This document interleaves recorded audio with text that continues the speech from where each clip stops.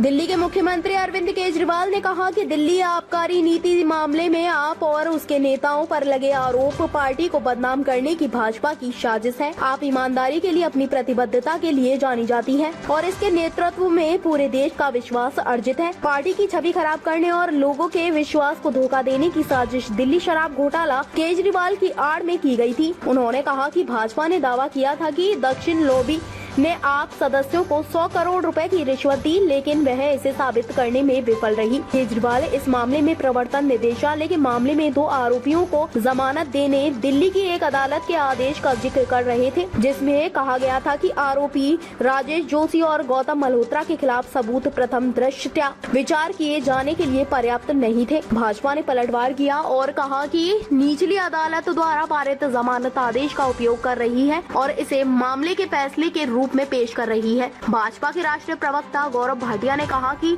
आप नेता शनिवार को पारित जमानत आदेश से कुछ हिस्सों को चुनने और चुनने के लिए झूठ फैलाने के लिए प्रेस कॉन्फ्रेंस कर रहे थे। भाटिया ने कहा, अदालत का जमानत आदेश उसका फैसला नहीं है, फिर भी आपके सभी प्रवक्ता झूठ बोल रहे हैं और यह कहने के लिए जमानत सीमा का उपयोग कर रहे हैं कि अदालत ने कहा कि मामले की किसी भी घोटाले का कोई भी सबूत नहीं था। दिल्ली उच्च न्यायालय को इसका संज्ञान लेना चाहिए। यह केवल न्यायपालिका को प्रभावित करने और जनता को गुमराह करने के लिए किया जा रहा है।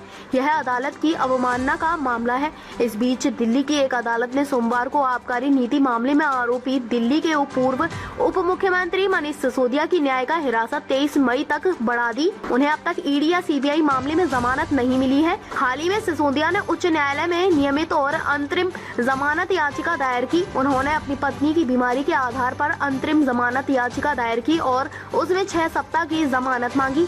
उच्च न्यायालय ने रिकॉर्ड किया कि उसकी पत्नी की बीमारी के आधार पर भी अंतरिम जमानत की याचिका है। राउज एवेन्यू कोर्ट ने पिछले हफ्ते आबकारी मामले से जुड़े मनी लॉन्ड्रिंग मामले में मनीष सिसोदिया की जमानत याचिका खारिज कर दी थी, जिसमें कहा गया था कि आर्थिक अपराधों का यह मामला आम जनता और समाज पर बड़े पैमाने पर गंभीर प्रभाव डालता है, क्योंकि जांच के दौरान एकत्रित किए गए सबूत बहुत कुछ कहते हैं। अदालत ने यह भी नोट किया कि जांच के दौरान कुछ सबूत भी सामने आए हैं जो दिखाते हैं कि दक्षिण लॉबी से प्राप्त घूस या रिश्वत राशि का कुछ हिस्सा गोवा में आम आदमी पार्टी आपके चुनाव अभियान के संबंध में खर्च या उपयोग किया गया था। इसके अलावा हवाला चैनलों के माध्यम से कुछ नकद भुगतानों को उक्त खर्चों को वहन करने के लिए गोवा भेजे जाने का आरोप लगाया गया था और यहाँ तक कि हवाला चैनलों के माध्यम से हस्तांतरित नगद राशियों के लिए कवर अप के रूप में कुछ नकली चालान बनाने का आरोप लगाया गया था।